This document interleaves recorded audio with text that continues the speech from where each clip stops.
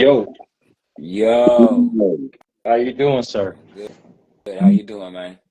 I'm all right, big dog. Yeah, welcome to another episode, 13th episode of Leave It on the Court with me and my Brody, Giannis. This is Jay Dines. We in the building.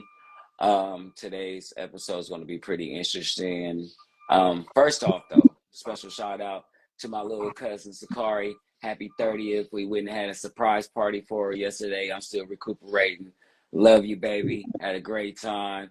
One love to Delilah for hooking up the festivities and setting everything up. Man, I had a great time with the fam bam, Harris gang all day. Anyway, Hey, happy birthday, cousin.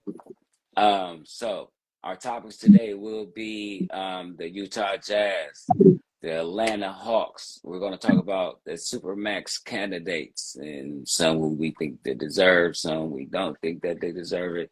And we're going to actually talk about a quote from Giannis about being with his team. So with that being said, what you got for me, Brody? I got the Utah Jazz. Utah Jazz surprised a lot of people last year. Um, First and foremost, don't forget to click like, share, comment on all social media platforms: YouTube, TikTok, Instagram, and so on. But back to what I was saying, Utah Jazz surprised a lot of people last year. We thought they were going to tank. We thought that's what was going on Mm-hmm. when they traded away Donovan Mitchell and Rudy Gobert. But Mm-hmm. Lauri Markkanen, actually, diamond in the rough, man. He jumped from averaging 14 points per game in the 2021 season all the Mm-hmm. way up to 26 points per game, making the All-Star team in the 2022 season, along with their rookie pick, Walker Kessler, and him finishing third overall in Rookie of the Year voting. Also, just capped off the year in FIBA basketball, actually on a pretty strong outing. Now, they also went and traded away at the trade deadline a couple of other players in Vanderbilt and Mike Beasley and Mike Conley. And shortly after that, they went 8-14. They ended up finishing the year with a record of 35-47. Mm-hmm. So I gotta ask you, do you continue to build on Walker Kessler and Lauri Markkanen, or do you also use them and trade them away to bring in more assets for the future? Well, to the first question, I thought they were going to do some moves like that, but after looking at the roster and seeing them adding people like John Collins and stuff like that, I think they thought that the season last year was an anomaly. I think that they think they got something. Um, Okay. I Okay. I think they um, I think they think the lower half of the West is open, and they got a team that can possibly be playing our better team. Um, okay, this is the hard part. A lot of them wins from last year were from people that was resting people, teams that were hurt and stuff when you look back at them. Yeah. So it's like, whoa, were they beating teams at their best, the stronger teams and stuff like that? So Okay. it's like, how do you grade that? Now I still see some of the games where they beat some of the better teams, but I'm just saying, Yeah. a light shines on the dog's ass every once in a while. But I'm just saying, was it a thing that teams were not taking them serious and they came in and crept away with a win? Was it Okay. like, people not, also doing that and not having the players to, match up? They have a young team, so it's energy, it's constant energy Yeah. Yeah. going Yeah. on, and a lot of the teams in the upper echelon have older players and stuff and tend to take Utah as a day off, you know. Yeah. So Yeah. is it was those wins really wins that they can build from, or were they just, right place at the right time win? So this season will, say a lot. about They, whether or not the team is going in whatever direction it's going to go. I think it would tell itself. you pointed out a couple of episodes ago about how you may surprise teams at first, but now they got a year under their belt, and other teams are now looking at you. Yeah. So last year with them winning, they won 37 times. Mm-hmm. Do you think they can surpass that 37 wins, or do you think they no? It's just no No, chance. because just like we got tape on you now. Got tape on Um, you. um, I want to say yeah, but it was a lot of money spent in the West There was a lot of this money year. spent in. Mm-hmm. So, and a lot of major moves in the West. And so it's going to be hard to duplicate what they did. And they still only did so much. It wasn't like they were like a 45 or 50 win team. They still was in the, upper 30s in wins, which I feel like if everybody above them is all healthy and playing up to par, that 37 might be a 29 or something like that. Like, you know what I mean? Yeah. So I will say this. I'll give them this. I'll give them this much respect. They sort they're a dark horse. They like OKC, except a little bit like under OKC because OKC actually got real.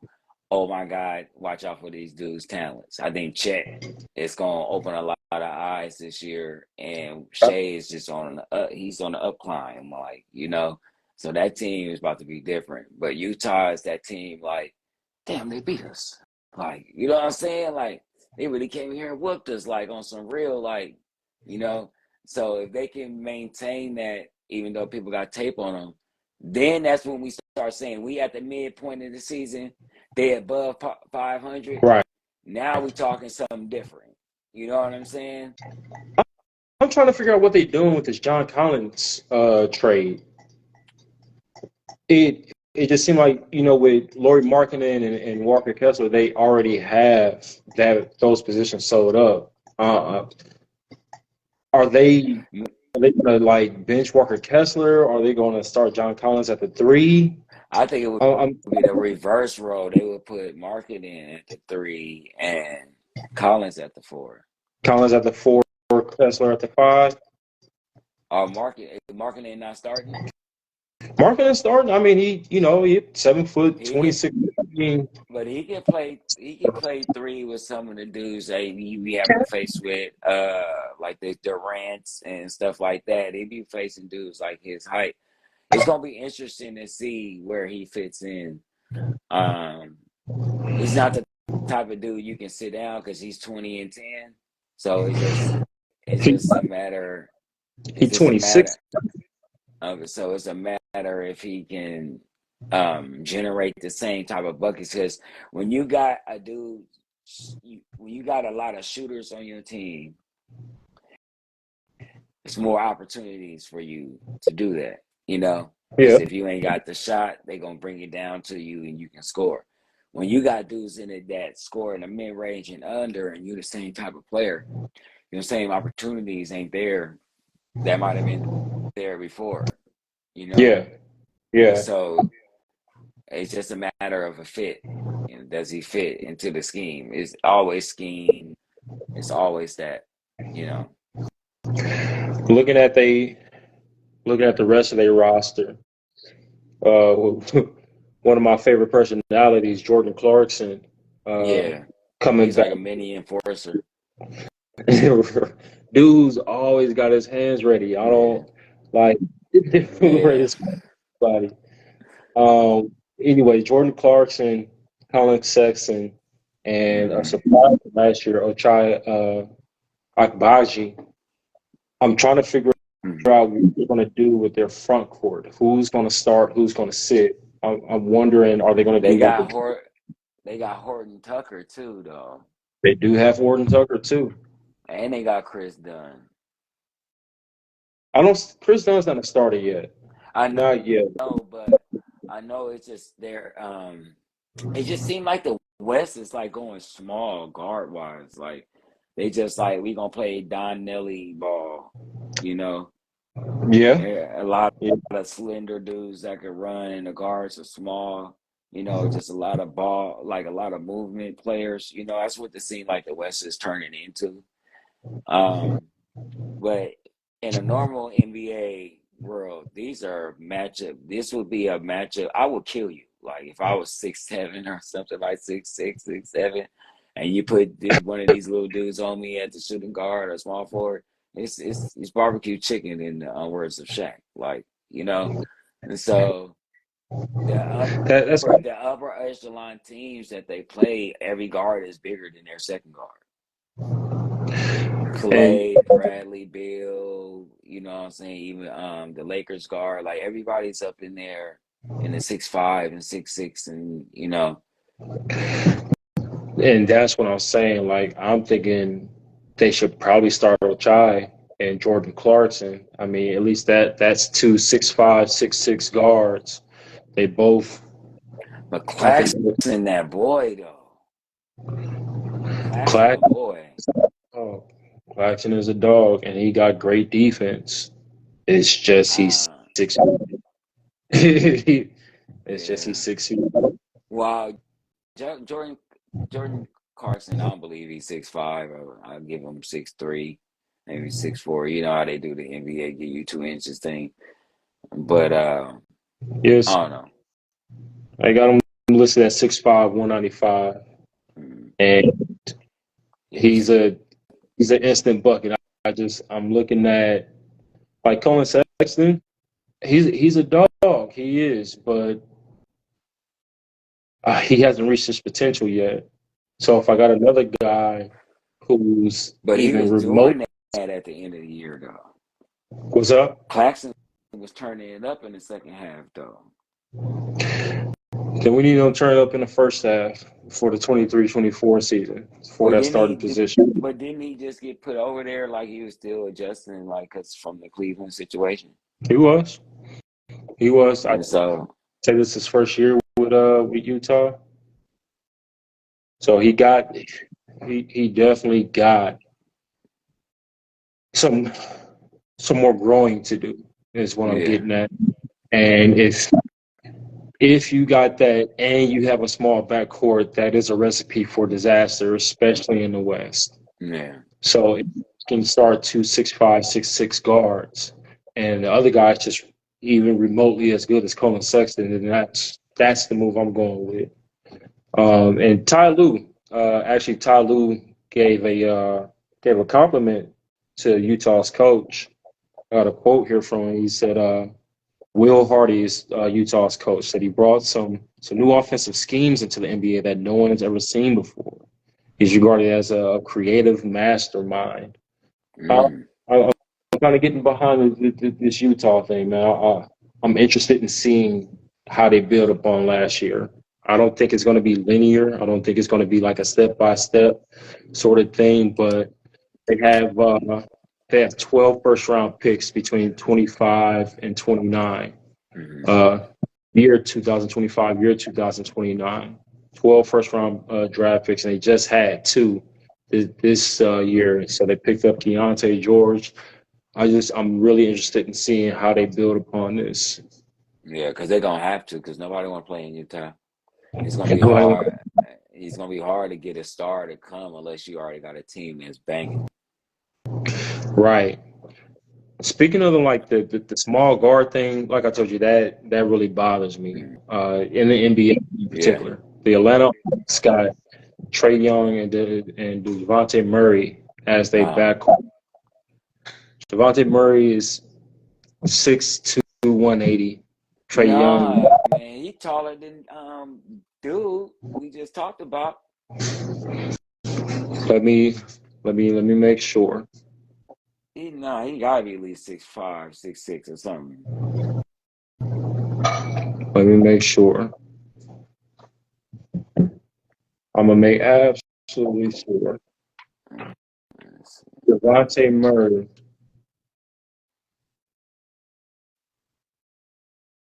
Yeah, Hunter. Patty Mills. Okay. Yeah, my fault. My fault. Yeah. He's 6'5", 180 pounds. And Trey Young is 6'1", 165 pounds. Yeah. So I think he's a real 6'5". Yeah, but he He's 180 pounds. Well, I mean, it ain't no Shaqs in the league now. Everybody, skinny dudes, gumbies nowadays. It ain't. I mean, how many? But Embiid probably the biggest dude in the league, Embiid, and he's skinny. Jokic, Cat I, maybe. Cat. The things I look at when selecting in the backcourt, man, I think both of them can go. Trey Young, Javante Murray, they can go, and they get Yeah. the stats. It's just when you got to face somebody like Steph Curry at 6'3", 200 pounds, then you got to, and then Klay Thompson at 6'7", 220 pounds. That's a lot.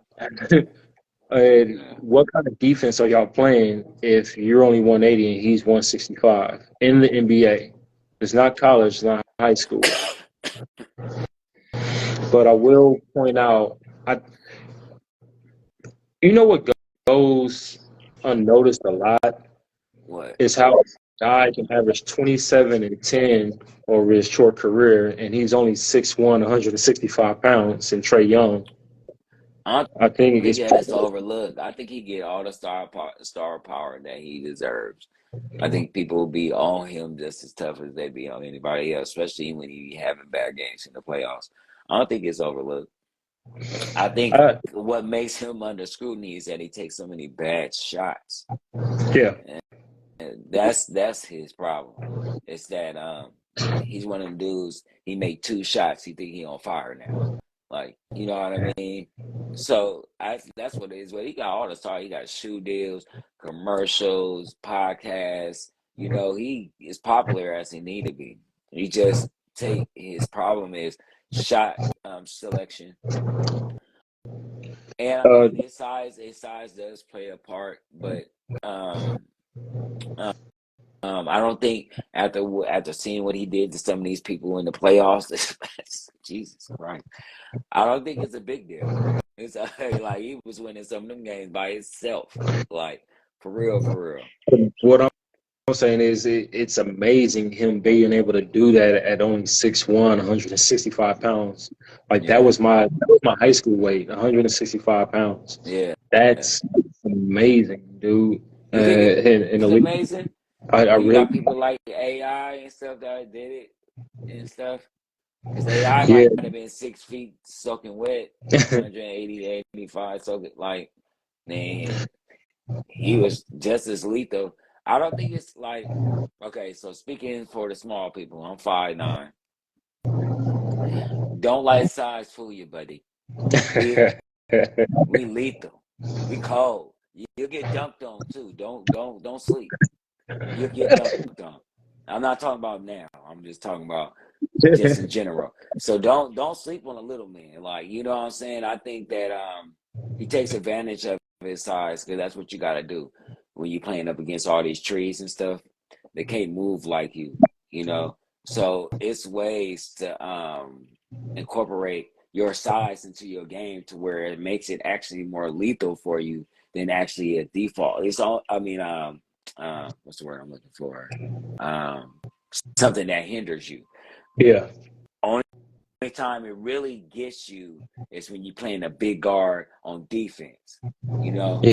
are are you chasing a dude like a Steph Curry on defense because you running into these big old, boulders and you 6 feet, so you ain't bouncing off them. You like bow, like you're stopping, Right. like you know what I mean. So Right. that's the part on defense. But once you learn, I mean, like the John Stocktons, the Tim Hardaways, you learn how to work through that stuff. Your defense hides you a little bit, when they see you ain't making it through a screen, your big man might step out and show a little bit to help you have enough time to get to your player. So it's only a detriment if you let it be. And if your coach doesn't have enough sense to pick up, okay, we need you on offense. He's a little bit liability on defense, so let's just cover him up. Like I think, and Dan and Tony with Steve Nash. The 2 years that he won MVP, he was great at that. He hid Steve Nash on defense in order for him to keep the offense going. So if you watch Steve Nash on defense, there's no way in hell somebody with that less defense should be an MVP. I don't care what anybody say. An MVP should be somebody who covers all aspects of the game. You know what I mean? He's a great defender. He's great playing offense, everything. You know what I mean? So like, it's ways you can hide a player like his size, with his issues. So Quite honestly, like when they got Javante Murray, like real talk, I thought they would use him as a trade asset, but they actually doubled down on him. They gave him a 4-year extension worth 120 mil. But who was out there too, though? And who was really going to make a big trade for Devontae? Like, he's a scheme guy. Like, he's a scheme guy. Like, he's one of them dudes that has to fit. He has to fit and be able to play in his role freely. There's not too many teams that at his position where they have an open slot to where you can do that. Because either they have a major point guard or a major shooting small forward in between there to keep that from happening. You know what I'm saying? So, like, he's in the best place where he needs to be. Is that somewhere where somebody wants him? Like, so. Yeah, and they seem to want him. But honestly, I thought they were going to try to use him as a trade asset, maybe pull in an even bigger guard to better complement Trae Young. But instead, they brought him in, gave him 120 million, and traded John Collins. So I think. Do you think that was a bad trade? Getting rid of John Collins? No, because I think he had a bad contract. I think them getting off John Collins is going to free up their money. And I'm trying to figure out what it is that they did.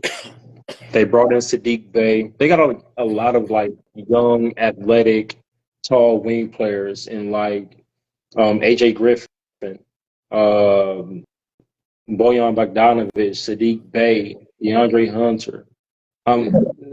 So they got wings on wings on wings, Yeah. and they got Patty too. I saw they did get Patty. I looked at this kid Jalen Johnson out of Duke. They picked up Wesley too. Yeah, Wesley Matthews. Yup. Who you say who? Jalen Johnson. Oh yeah. Yeah, he was. I want to say he was drafted top 10, top 15, and in 2020, 2021. 6'8", 6'9", wing. Bit like Cam. Yeah, 6'8", 6'9". Jersey.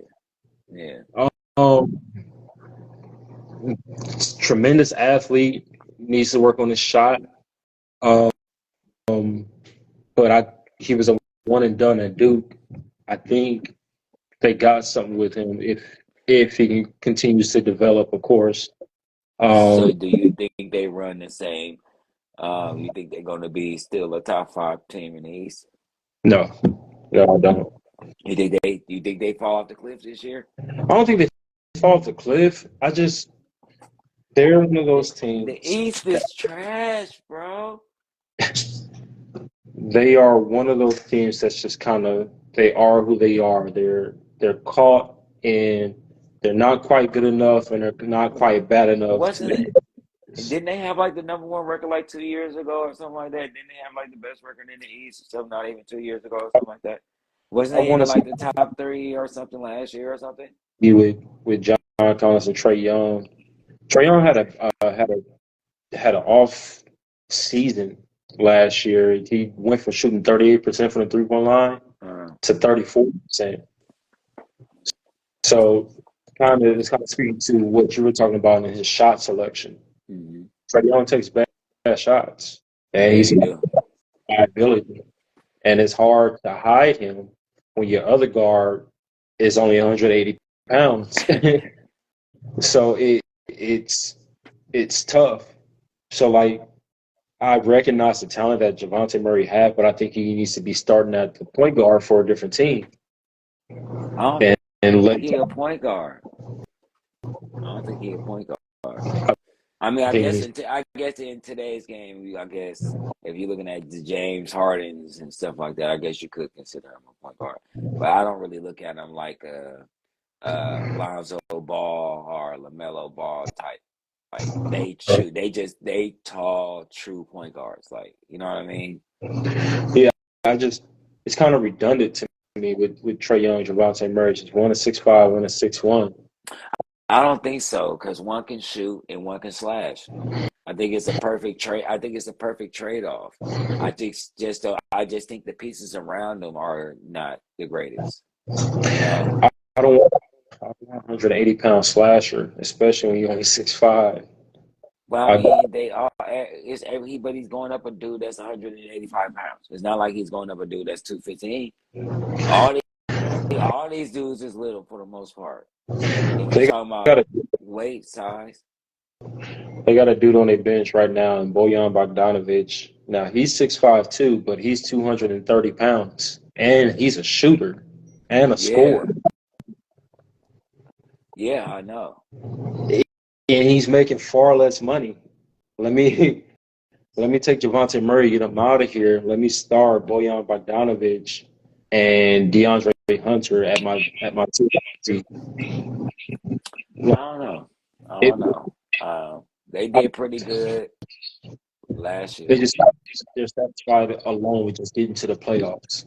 This is not a championship roster, and but they're they not to sink and get like good draft picks.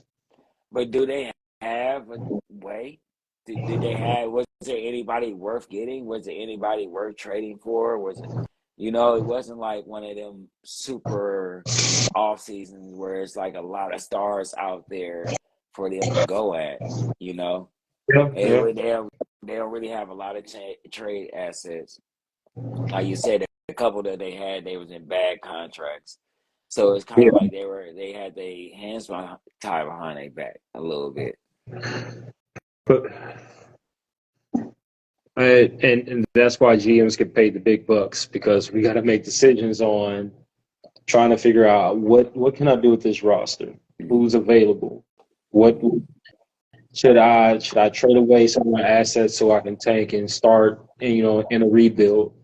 Um, Trae Young, like I hate to say it, but maybe we can use him as a trade asset to bring in something else because as currently constructed, they're good enough to make it to the playoffs. Okay, what after that? What after that? I Even mean, even all the top players in the East get hurt and they make it to the championship, they're not beating a team in the West. that's not necessarily true if a team coming from the West, come in limping. That's a lot of ifs. Oh A boy, lot of look at what happened to Toronto. They they came had they in, they came in and won a championship on a team that looked like they just left a war or something. They had dudes, you know what I'm saying? Medic, medic. well they Like lost that whole series, like and Boogie was half himself that year. Yeah. Uh, so in Toronto crept in. All it takes is one. All it take is one.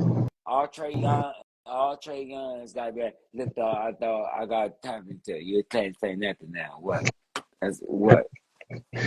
That's all it speaking of take. speaking of trades, did you pick up on what Giannis say? Can I read you his exact quote?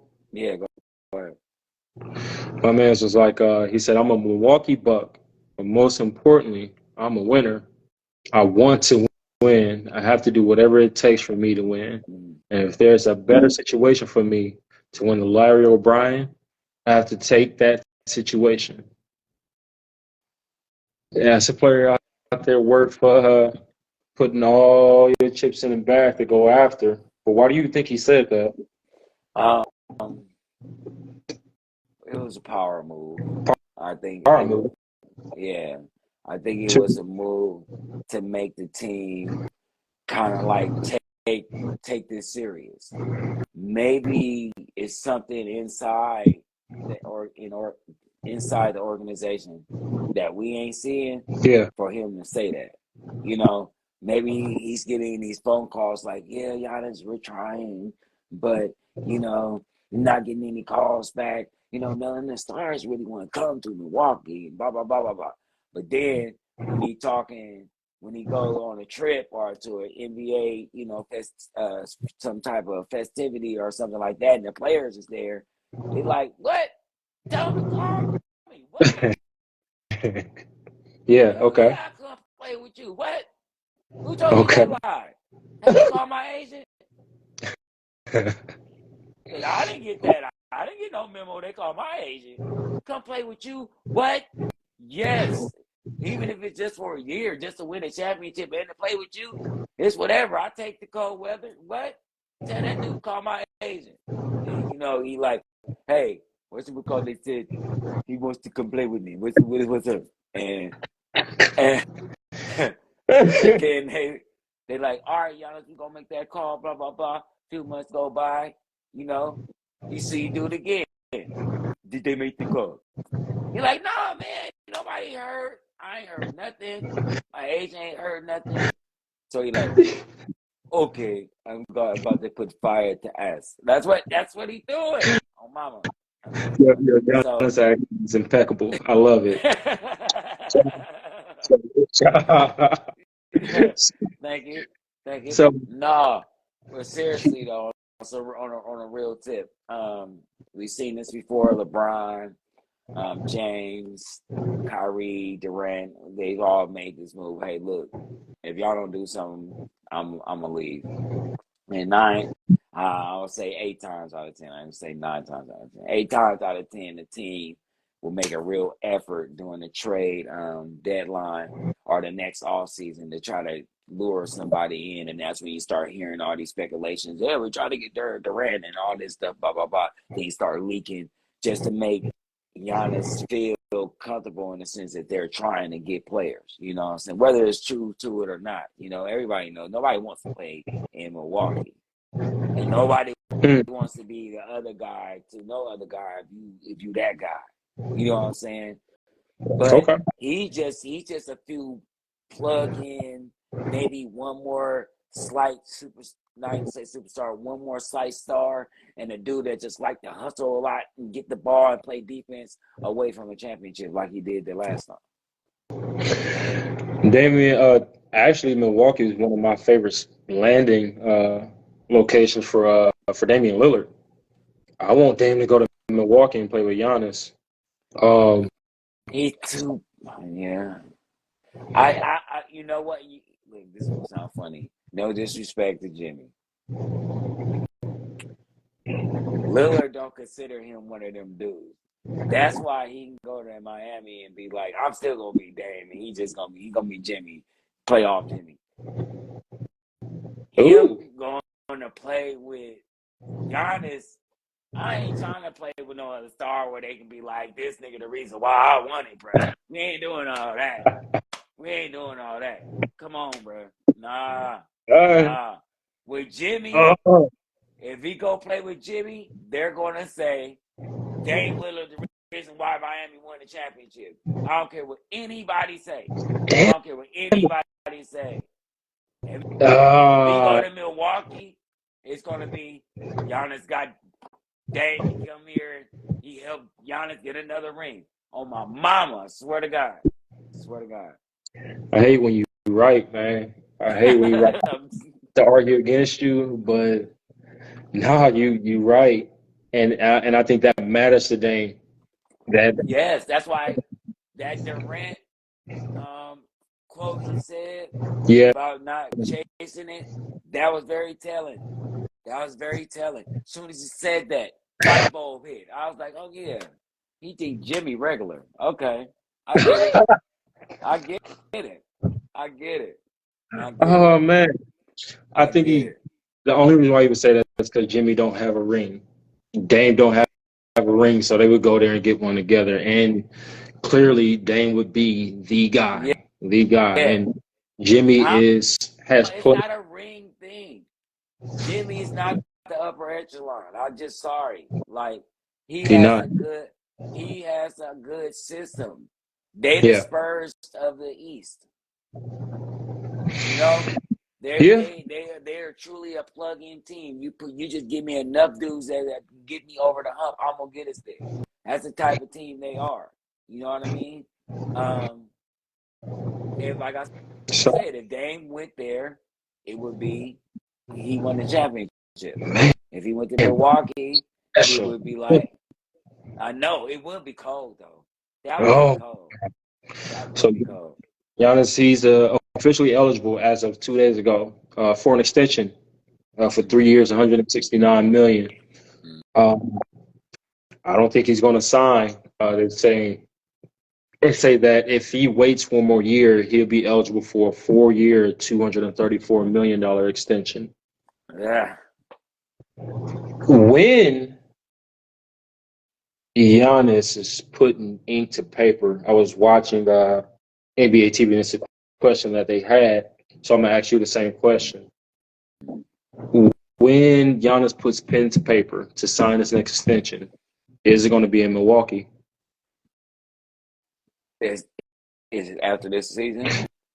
Yeah, after when he go ahead and signs his next extension, whether or his next deal, when he inks his next deal, will it be with the Milwaukee Bucks or will it be with another team? Whenever that is, whether it be this year or next year. Has he already had a max deal already? Yeah, yeah. He's living out his max deal now, and then he's eligible So for another max. I would not sign a damn thing until after the trade deadline. Okay. Because you're trying to figure out what Milwaukee is doing for me. Yeah, that's what the message was for. Let's see if y'all got it. Y'all didn't do nothing in the offseason, really. You're kind of like just brought in the same team. We haven't won in 2 years with the same team now. Come on now. I'm only going to be Giannis for, maybe another 5, 6 years Yeah, by NBA standards. Like, you know what I mean? yeah, If I'm trying to be the dude that y'all don't understand that I'm trying to be, I want to win every one of them years. Like, you know what I mean? So like any year off is a problem for me because now I got the smell. Like I'm like a pit bull now, like at the championship. Like, you know what I mean? yeah. So y'all playing games. Y'all better call one of them dudes up over there and tell them to come play with me. Y'all, I'm telling you, bro. I'm telling you, I will be a Laker. I swear to God. I will get 80 the fuck up out of there. I swear to God, I will. Like, you quit playing with me. So I mean, Giannis, he's 28 years old. They just fired what's his name, Mike Budenholzer. Mm-hmm. They just lost to Miami Heat in the first round because Giannis was injured. Chris Middleton was injured. Chris Mm-hmm. Middleton can't stay healthy. Drew Holiday about 33. Chris Middleton about 34. Brooke Lopez about 34. That's why I I don't said know. trade deadline. I think Middleton is on the move. Um, Everybody talking about that's around the time Dame is they thinking that's when Dame's deal gonna be worked out. Pat Riley has his hands all over this. I think we know what's gonna happen. But if Milwaukee will give up Drew and Middleton, For Dame, that's a no brainer to me. you That's a know, no. that would be the only way I can see that happening because him and Drew couldn't play. Well, I mean, Drew can kind of guard for 1 and 3 though. So if they can freak away how to keep get rid of Middleton and maybe some other piece and keep Drew and have Drew and Damon. Ooh, that's cold right there. You know what I mean? Because like you ain't got to hide Drew. For our viewers, I don't know if y'all saw Giannis answering fan questions. One of Uh, the fans like, "Please come to Golden State." uh, Giannis' face lit up and got the smiling, and he was like, "Golden State, ooh, yeah, Golden State, boy. man, could In you?" the words of Teddy P, turn off the lights. No, it would be over. It Could would be over. It would be over. An inside threat and them two outside threats. Oh Lordy, please, please. Y'all better call somebody. Y'all bro. thought y'all So thought the rent was bad. Oh, yeah, like oh. yeah, Because Durant don't play half. I mean, he played defense, not half the defense this dude played. Oh dude. my God, the rebounds, like that team will be virtually unstoppable. I and along with dudes who want to win as bad as Giannis does. Yes, who want to go? Yeah, like you know what I mean? Two hands, two hands. Yeah, right, right. Like no, like Ricky Bobby. I don't know who's in my hands. I really I don't, do. I I don't don't know know. who's in my hands. I have too many rings. You know what I'm saying? Thanks. I dude. I don't. It looks like Milwaukee, as presently constructed, can win regular season games, but when it gets to the playoffs, can their team hold up? Can their health? Will their health become a factor? These dudes are aging, but is there anyone out there who wants to come to Milwaukee? I think there's a lot of people who want to play with Giannis, but do I want to play in Milwaukee? I think Giannis might be bold enough to go ahead and sign with another team when we're talking about contract extensions in this whether it be at the trade deadline or next year. And I know This State would this risk is it. why I beg to differ to that part. I think that he's made it abundantly clear on several different occasions that he wants to be in Milwaukee, but I just purely think this is a ploy that maybe his agent's put in his ear that maybe you should just put some feelers out there to see what they would do. I really do. He's grounded. He's grounded in Milwaukee. You know what I mean? Like that's his city. So like it would be hard for me to see him just signing with somebody else unless it was just like he had absolute belief that they weren't going to do nothing. Like, you know what I mean? That's why I Okay. say the trade deadline is gonna make a real big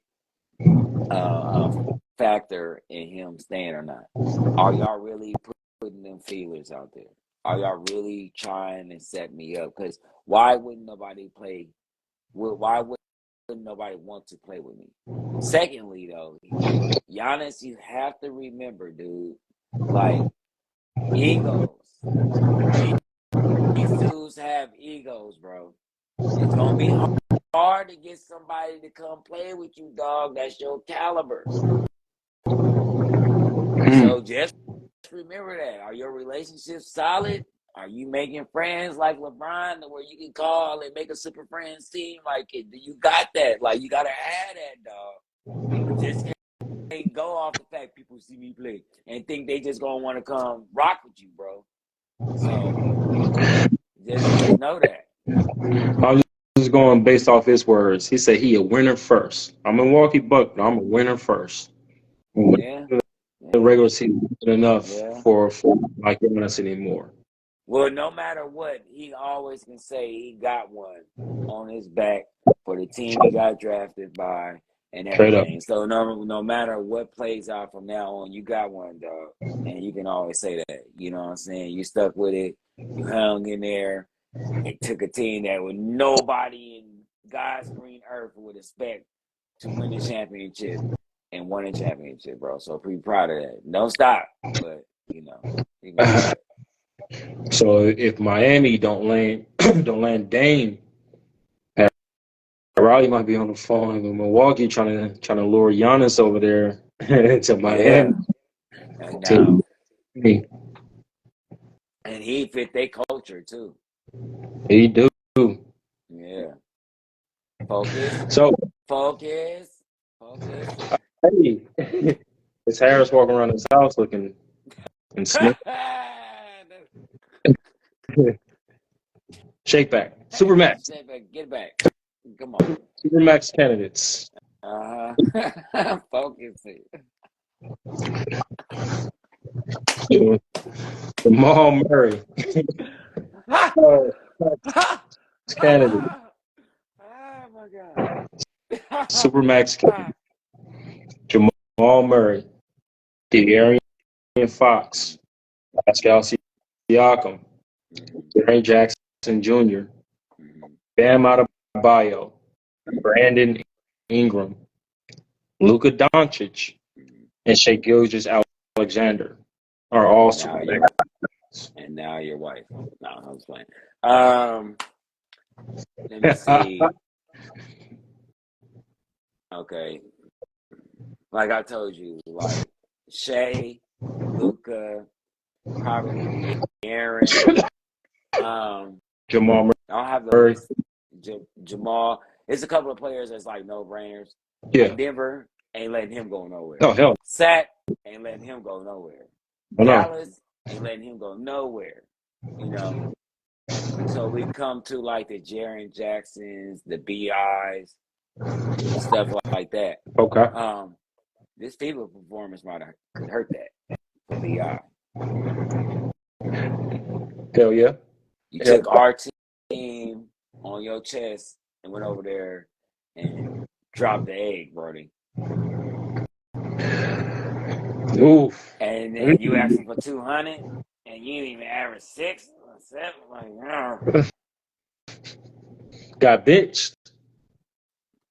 Got benched on the USA roster. Right. I mean, you was starting. Couldn't adjust. So it's a lot of things when you're on the world's platform representing your team, regardless if you're representing the country, you're still representing your team too. And you lay an egg like that, but you asking for a Supermax. Jared Jackson, you on the same boat. Same boat. Mm-hmm. Defensive player is cool. We defense is just hustle, though. And we just want to be realistic. Defense is how much more you want to hustle more than the guy that got the ball, basically. Okay. So there's a lot of them dudes.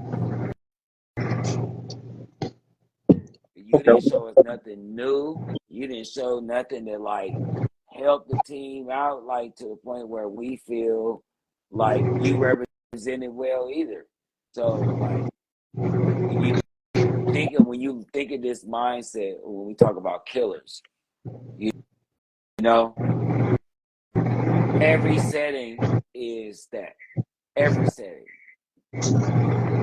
I'm here to destroy.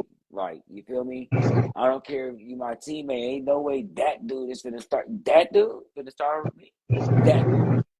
Like, that should be your mindset. Like, you really think for real this dude finna beat you? Y'all, we finna let these dudes beat us for real? Like, and I think a lot of these players don't have that, bro. They don't have that mindset. So you go over there representing the country thinking it's finna be a layup, find out it's a brick, and then like you get to come back and then you start thinking that that didn't have nothing to do with the NBA. But I gotta agree because that left a bad taste in all of our mouths as Americans. Let's this who said, "What up, cousin? This Green Bay game getting good." Shut up. Let me ask you this: these guys are being offered Supermax deals, and I want to ask you: is it more so situational because we can't find anybody else right now, or is it skill? Like, do you really deserve this Supermax deal? And I'm gonna go down the list, and you tell me: is it situational, or is it skill?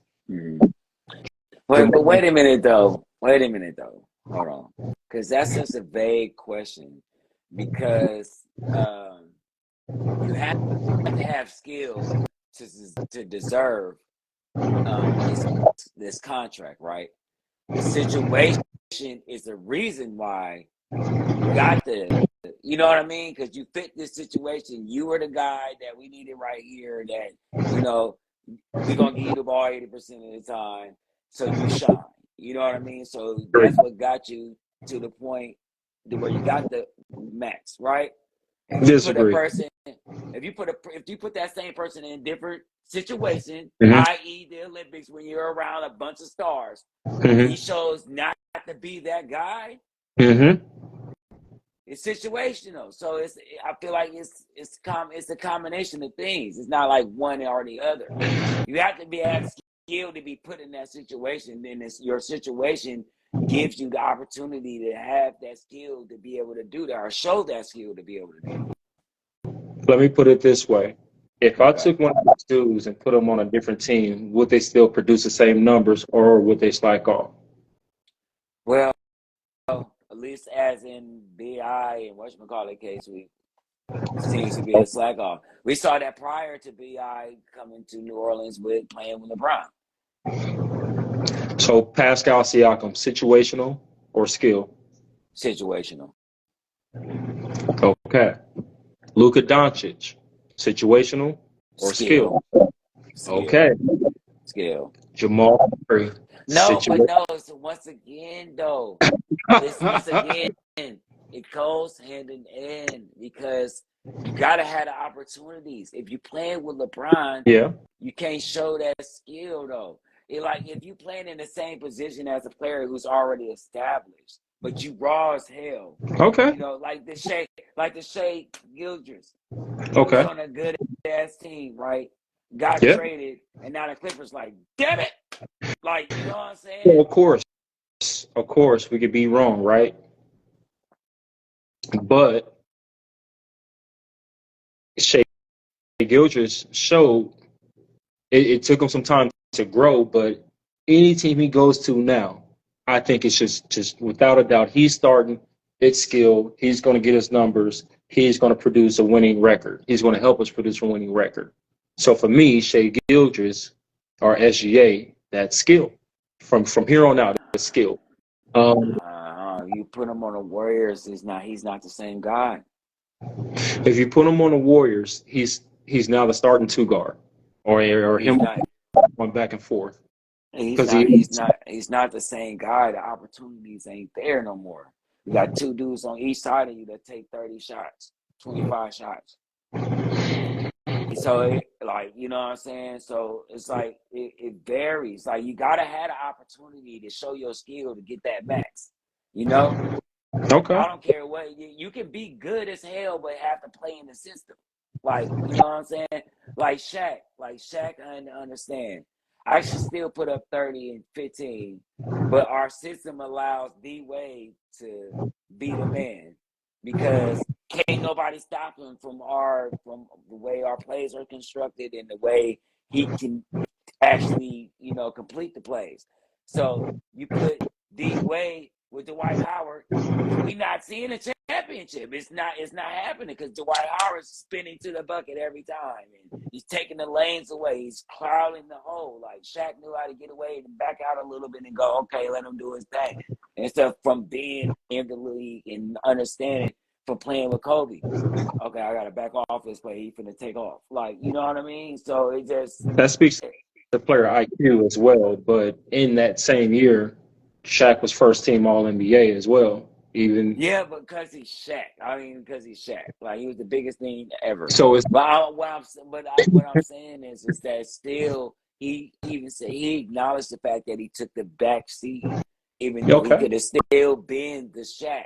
You know what I mean? Which gave D Wade the opportunity, gave him the to showcase his skill to deserve that max. If Shaq decides to hog, because he can punk D Wade, and D Wade was in that like, hey, it's you, like big boy, like you want it, and Shaq said, nah, bro, it's you. You know what I'm saying? And Yeah, even Dwayne Wade says it all the time. I was like, oh, for real? Oh, I put a battery in his back, like, oh, I get to just do me, and you just gonna chill, and like I give it to you when I give it to you. Oh, bro, oh, it's over, like you know what I mean? So that's the opportunity. Like I say, you put some of these dudes, like I say, with like, okay, I'll give you this. Some of the higher level players, maybe Lachille, Shea, maybe, yeah, he might still be Shea. and, and Luca, he's still gonna be Luca. De'Aaron. He's still gonna be De'Aaron. When you got these players on the brink, like the BIs and the Jaren and stuff like that, no, they're not the same. You put them in a system, it's right. Because New Orleans feels like, New Orleans let BI play freely. You know what I'm saying? Okay. Yeah. So he can do what he does. You put him in a system where he got a cut, turn around screen like a triangle or something like that, we got a regular guy. He's not, because he's not this dude. Hey, ball. He's not that guy. You know what I mean? He's not, you just pissed me off, I'm going for 30 right now, guy. Unless, because you got to be able to have that opportunity. If you're in a system, yeah, you might make 2 or 3, but Pop still be like, run the play. I don't care. I don't care if you make 3. Run the play. Like, you know what I'm saying? So over these next couple of days, next couple of months, these GMs are going to have to figure out whether this is situational or skill. Whether, without a doubt, you're getting this extension, I don't care. Or am I going to try to negotiate? Am I going to come into the table, not offer you a Supermax, but I'm going to offer you a nice, a nice amount of money. I'm going to offer you $25 million a year sort of thing, $30 million a year, but not the Supermax. In the case of Brandon Ingram.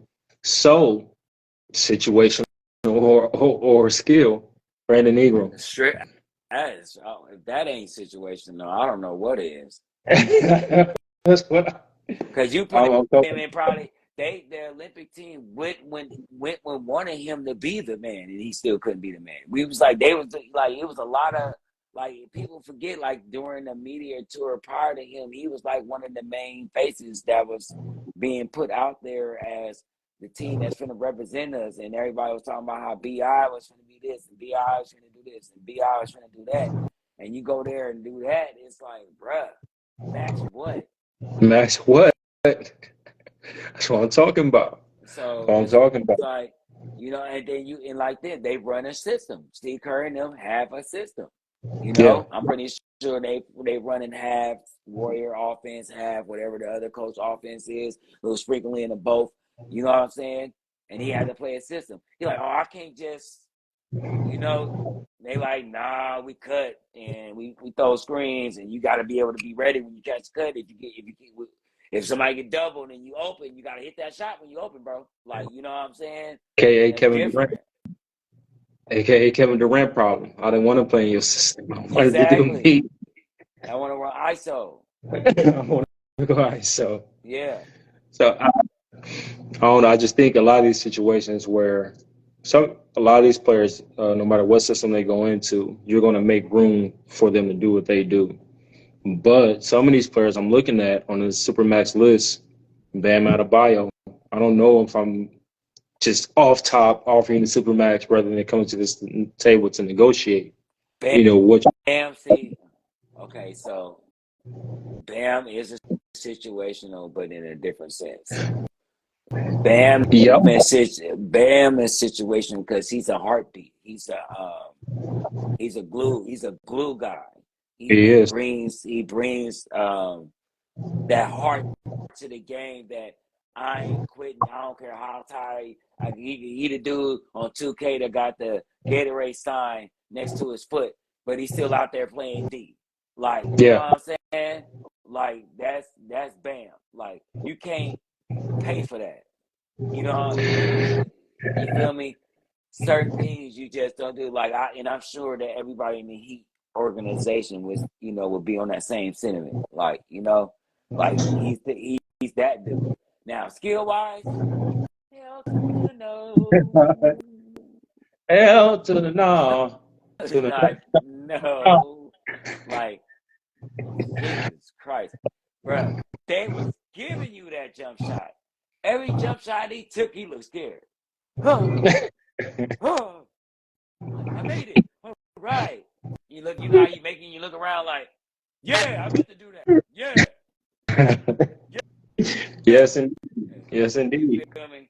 So it's like those are things I worry about. But in a situation sense, he's that glue guy. He that dude that, like, he coming to the bench, he's slapping everybody asses and balls, and he like, hey, come on, let's go. Like, he that dude. And there's simply not another guy with his athletic ability out there that's running the floor like Bam is. So it's more so I'm finite. I'm rare in this instance in this NBA for this particular team. So you kind of command that Supermax. But if I'm just saying, hey, go out there and get me 30 with 10 rebounds and 5 assists, he's not that kind of guy. So situational again. Yeah. Damn, that's an hour already. I know. I was just checking the time myself. I'm like, damn. And all the homies just filed in. Y'all late. How I Yeah. feel like my feelings is hurt. Y'all know we started at 12. And y'all coming in at 1. I know y'all football dudes. I get it. Football. We working on a new time, new day, possibly, so we don't interact so much with the football schedule and stuff. So we working on that. So we will work on that. Anyway, it's been an hour. We just left it on the court. As always, this is Jay Definitely. Dons. This is Giannis, and please go to our YouTube, click, like, subscribe, comment, right? Follow us on TikTok as well. Yes, please leave comments, messages. We read them all. We try to respond to them all. We appreciate everything that our loyal fans has been doing. Y'all, we gonna fight later though. But for real, no, it's all love. Thanks for tuning in. Like my bro said, make sure you check us out on all outlets like that, and we gonna get at you like that, gang. Gang.